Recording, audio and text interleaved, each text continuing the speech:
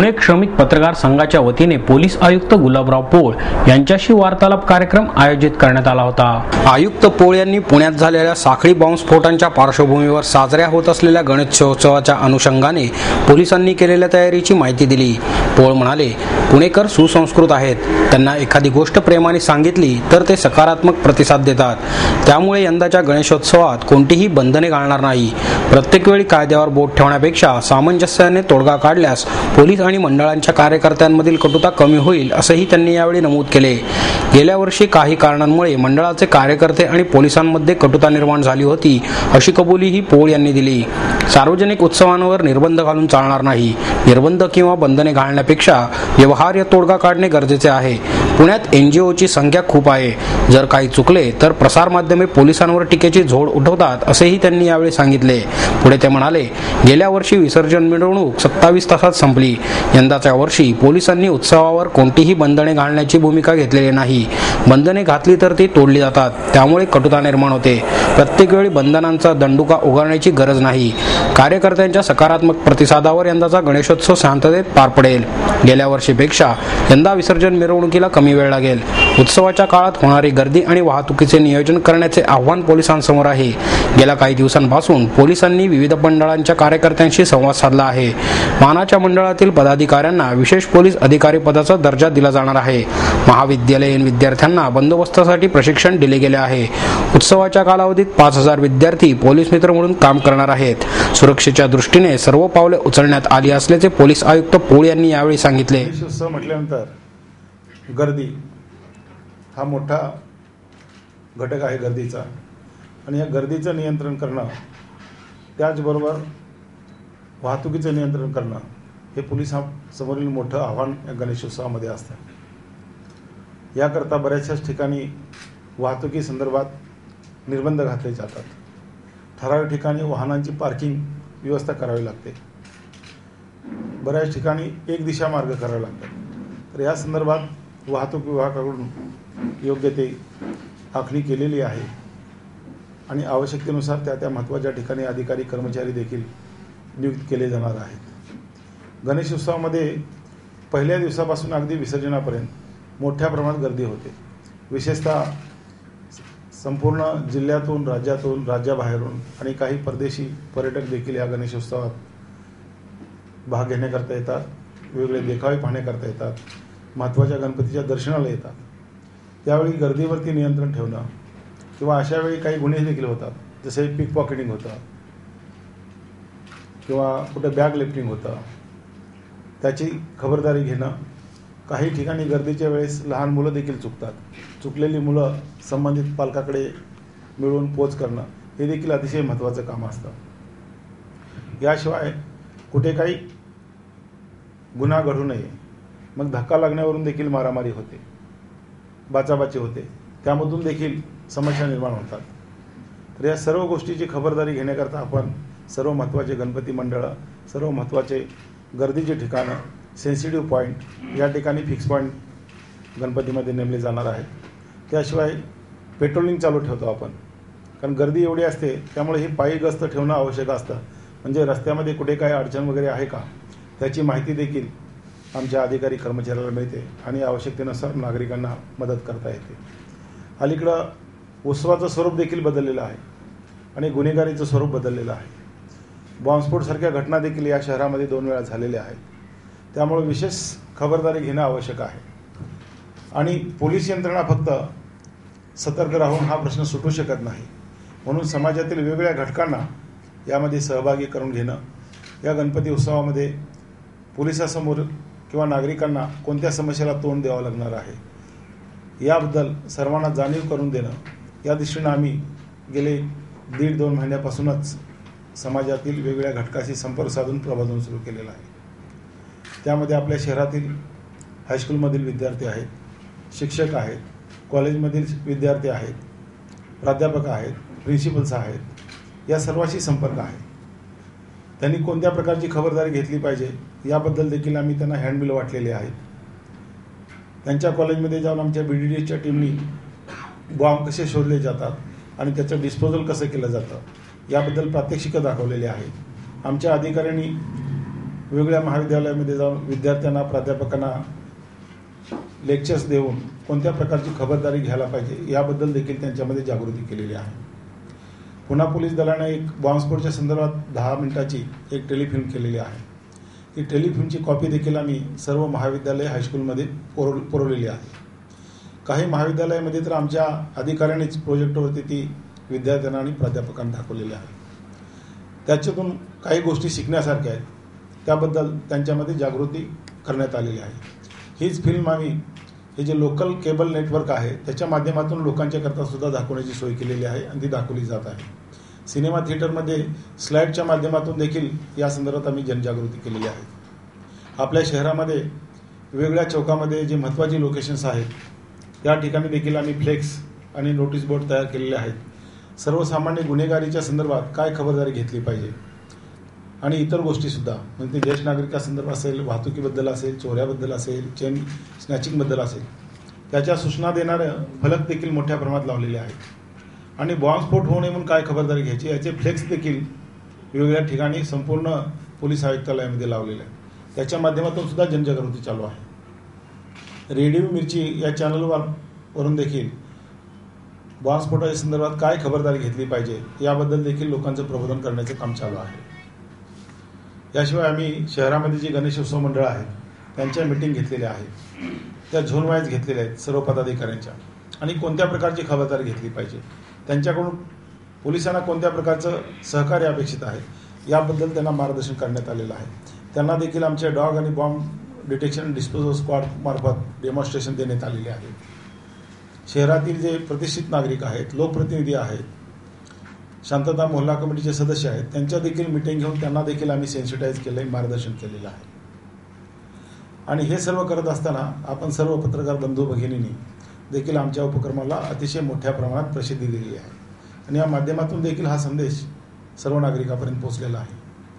पोलिसांना गणपती उत्सवामध्ये आमची संख्या कमी असल्यामुळे पोलिसांची नागरिकांचा यामध्ये सहभाग आवश्यक असतो.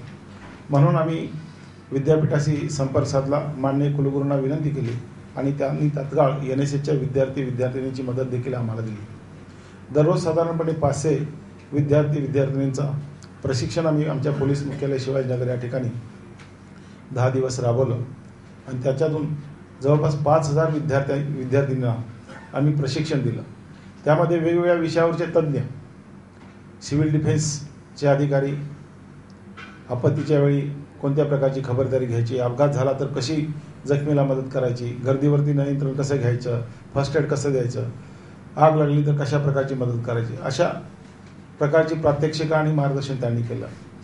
आपल्या सैन्य दलातील निवृत्त वरिष्ठ अधिकाऱ्यांनी देखील दहशतवाद याबद्दल विद्यार्थ्यांना मार्गदर्शन केलं. बॉम्बस्फोट होऊ नये म्हणून कोणत्या प्रकारची खबरदारी घ्यायची आणि बॉम्बस्फोट झाल्यानंतर काय कारवाई करायची याबद्दल देखील प्रशिक्षण दिलं. आमच्या पोलीस अधिकाऱ्यांनी देखील सर्वसाधारण कोणत्या प्रकारची खबरदारी घेणं आवश्यक आहे जेणेकरून या उत्सव कालामध्ये गुन्हे होणार नाहीत, भांडणं होणार नाहीत, वाद होणार नाही आणि असा प्रकार झाला तो कशा प्रकारे हाताळायचा याबद्दल मार्गदर्शन केलं. वाहतूक विभागाच्या अधिकाऱ्यांनी वाहतुकीच्या संदर्भात काय खबरदारी घेतली पाहिजे, वाहतुकीची कोंडी होणं याकरता काय खबरदारी घेणं आवश्यक आहे त्याबद्दल मार्गदर्शन केलं. महिलांची या संपूर्ण गर्दीचा फायदा घेऊन बरेचसे समाजकंटक तरुण मुलं छेडछाड करणं, त्रास देणं, मुलींना त्रास देणं असे प्रकार करतात. त्याबद्दल काय खबरदारी घ्यायला पाहिजे त्याचं देखील प्रशिक्षण दिलेलं आहे. अशा वेगवेगळ्या तज्ज्ञ मंडळींनी या ठिकाणी येऊन मार्गदर्शन केलं. याशिवाय काही वृत्तपत्राचे संपादक, मालक त्यांनी देखील आमच्या विनंतीला मान देऊन त्या ठिकाणी येऊन मार्गदर्शन केलेलं आहे. त्या ठिकाणी काही पॉवर पॉईंट प्रेझेंटेशन दाखवण्यात आली, टेलिफिल्म दाखवण्यात आली. 4 ते 5000 मुलं मुली हे दररोज आमच्या मदतीला राहणार आहेत. विशेषतः ती दररोज 19 तारखेपासून संध्याकाळी 6 ते 9 पोलिसांना मदत करतील मुली आणि मुलं साधारणपणे 11 वाजेपर्यंत थांबणार आहेत. विसर्जनच्या दिवशी मात्र त्यांना जास्त वेळ थांबावं लागेल, पण मुलींना आम्ही 11 ते 12च्या दरम्यान त्यांना परत पाठवणार. ज्यांना वाहतुकीची सोय आवश्यक आहे त्यांना घरी पोहोचवण्याकरता त्यांच्याकरता वाहनांची व्यवस्था देखील करणार आहे. परंतु मुलांना साधारणपणे रात्री 2 वाजेपर्यंत राहावं लागेल, त्याबद्दल देखील त्यांना आम्ही सूचना दिलेल्या आहेत. आणि या कालावधीमध्ये त्यांच्या चहापान आणि जेवणाची सुद्धा आम्ही व्यवस्था करणार आहोत। ही व्यवस्था करण्याकरता बरीचशीच महत्त्वाची गणेश मंडळं आणि सेवाभावी संस्था यांच्या माध्यमातून ही मदत होणार आहे। कर्तव्यदक्ष पोलीस अधिकाऱ्यांनी आणि कर्मचाऱ्यांची देखील ते सोय करणार आहेत। याशिवाय ह्या शहरामध्ये साधारणपणे ते 400 सेवानिवृत्त पोलीस अधिकारी आणि कर्मचारी राहतात। त्यापैकी 200 अधिकारी आणि कर्मचाऱ्यांनी आम्हाला विलिंगनेस दिलेला आहे, ते देखील आम्हाला मदत करणार आहेत। या शहरामध्ये वेगवेगळ्या प्रकारच्या क्रीडा संस्था आहेत, संस्थाचालक आहेत, प्रशिक्षण घेणारे खेळाडू आहेत। त्यांची देखील आज संध्याकाळी आम्ही मीटिंग ठेवलेली आहे। झांझरे सभागृहामध्ये संध्याकाळी ती 5 वाजता आहे। आपल्यापैकी ज्यांना वेळ असेल त्यांनी कृपया त्या कार्यक्रमाला यावं आणि अशी अपेक्षा आहे की 400 ते 500 या शहरातील वेगवेगळ्या खेळातील खेळाडू आम्हाला पोलीस मित्र म्हणून लाभणार आहेत।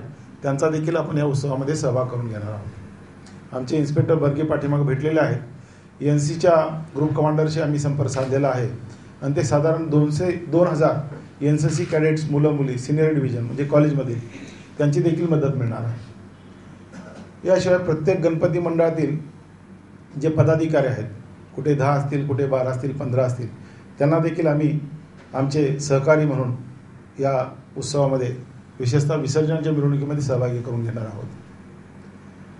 बऱ्याच मीटिंगमध्ये विशेषतः महानगरपालिकेच्या मीटिंगमध्ये काही मंडळाचे पदाधिकारी आणि नगरसेवकांनी सूचना केल्या आणि पोलीस आम्हाला त्रास देतात, वेगवेगळ्याला मदत होत नाही असा त्यांचा एकंदरीत सूर होता।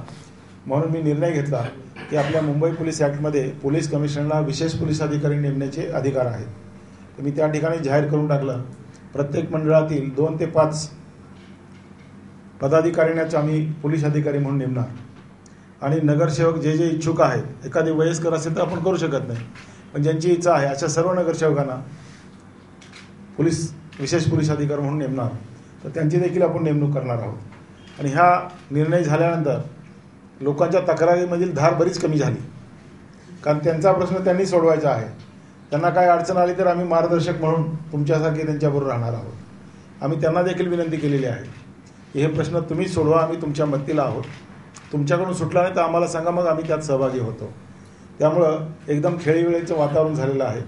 कार्यकर्ते, स्थानिक नगरसेवक, सामाजिक कार्यकर्ते, वेगवेगळे सेवाभावी संस्थाचे पदाधिकारी, विद्यार्थी, शिक्षक, प्राध्यापक, पालक या वेगवेगळ्या माध्यमातून एक शहरामध्ये अतिशय मोकळं वातावरण निर्माण झालेलं आहे। लोकांच्या मध्ये तणाव नाही, भीती नाही, लोकांच्या मनामध्ये जागृती देखील झालेली आहे।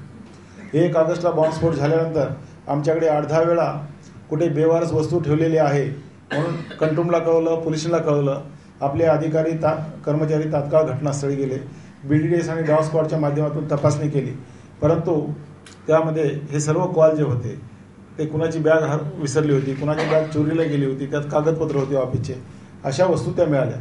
कुठेही बॉम्ब नव्हता, पण ह्या माध्यमातून लोकांना सुद्धा एक प्रशिक्षण मिळालं। जसं आपण एखाद्या गोष्टीची मॉकड्रिल करतो तसं अप्रत्यक्षरित्या ही मॉकड्रिल झाली। त्यामुळे लोकांच्या मनामधली भीती निर्माण जी झाली होती ती दूर होण्यास मदत झाली आणि भीती देखील दूर झालेली आहे।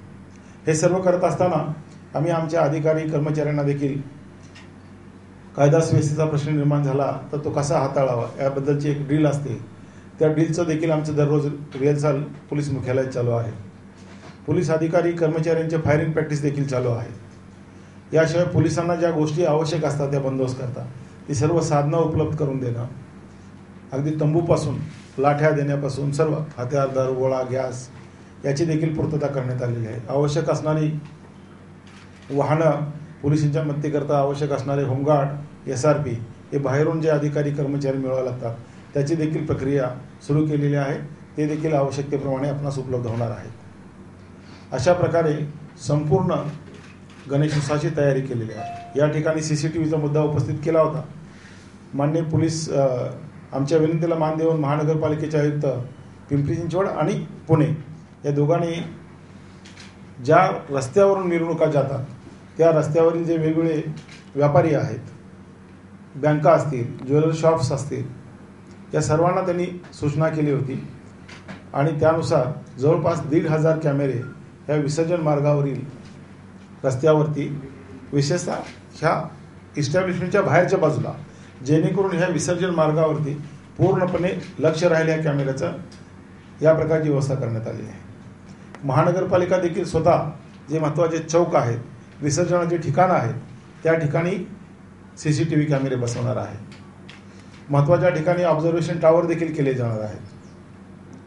आणि याशिवाय काही कुठे अडचण आली, कमतरता आली, ज्या ठिकाणी गर्दी नियंत्रण करणं आवश्यक आहे त्या ठिकाणी बॅरिकेडिंग करणं, रोपची व्यवस्था करणं किंवा आणखी अधिक पोलीस खात्याच्या मार्फत CCTV कॅमेरे लावणं ही देखील आपण उपाययोजना करणार आहोत. हे करत असताना जे रेकॉर्डवरील जे गुन्हेगार आहेत त्यांच्याविरुद्ध पोलिसांना देखील कारवाई करावी लागते.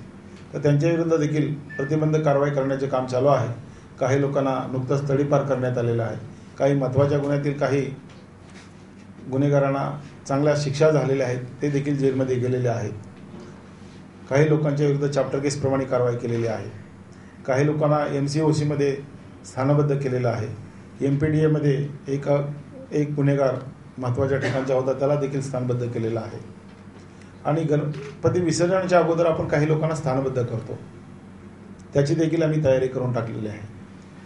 तर ह्या सर्व प्रक्रिया पूर्ण केलेल्या आहेत आणि आमच्या अधिकारी कर्मचाऱ्यांना आम्ही लोकांना प्रबोधन करतो, आमच्या लोकांसुद्धा प्रबोधन होणं आवश्यक असतं. म्हणून अधिकारी आणि कर्मचाऱ्यांना देखील आमचे सर्व सहाय्यक पोलीस आयुक्त, पोलीस उपायुक्त यांच्यामार्फत सेन्सिटाईज केलेलं आहे.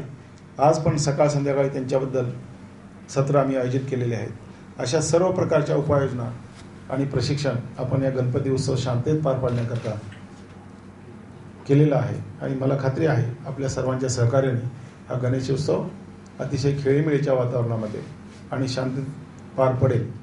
गेल्या वर्षी गणेश मंडळ आणि पोलिसांमध्ये काही कारवाईमुळं दुरावा निर्माण झाला होता, गैरसमज झाले होते. तो दुरावा देखील आपल्याकडून कमी करण्यात आलेला आहे. लोकांचे गैरसमज होते ते सुद्धा आता पूर्णपणे दूर झालेले आहे. त्यामुळे आता कोणाचीच अडचण राहिलेली आहे असं मला वाटत नाही. आपण शहरामध्ये येऊनच देणार नाही. म्हणजे दिनांक 19 पासूनच लोकांना आत दर्शन घेण्याकरता जे नागरिक येतात त्यांना अडचण होऊ नये म्हणून 19 तारखेपासूनच आपण वाहतुकीवरती निर्बंध घातलेले आहेत आणि ठराविक ठिकाणापर्यंतच वाहनं येतील आणि वाहनाच्या पार्किंगची व्यवस्था देखील केलेली आहे. आणि मिरवणुकीच्या दिवशी जर माणसांना फिरता येत नाही, वाहनं येण्याचा काही प्रश्नच नाही आहे, तर ती व्यवस्था केलेली आहे, कोणालाही अडचण येणार नाही. त्याबद्दलची आपली माहिती 1-2 दिवसामध्ये आम्ही वर्तमानपत्रामध्ये देणार आहोत. या वेगवेगळ्या चॅनलच्या माध्यमातून देखील प्रसारित करणार आहोत. नाही, महानगरपालिकेने अगोदरच ठरवलेलं आहे. प्रत्येक मंडळाला 2 कमानीची परवानगी आहे. कारण सुरक्षेच्या दृष्टिकोनातून हा निर्णय पूर्वीच घेण्यात आलेला आहे. त्याची अंमलबजावणी होईल आणि सर्वांचं सहकार्य आहे. काही मंडळाची सूचना होती की कमानी वाढवून द्याव्यात, पण सुरक्षेच्या दृष्टीने कॉम्प्रोमाइज करून चालत नाही. हा एक पहिला मुद्दा आहे. दुसरा मुद्दा आहे की जे गणपतीच्या संदर्भात गेल्या वर्षी काही गुन्हे दाखल झाले होते ते विड्रॉ करण्याची देखील कारवाई झालेली आहे, निर्णय झालेला आहे. त्यामुळे त्याच्याबद्दल चिंता करण्याचं काही कारण नाही आहे. आदेश पण येतील त्याचे.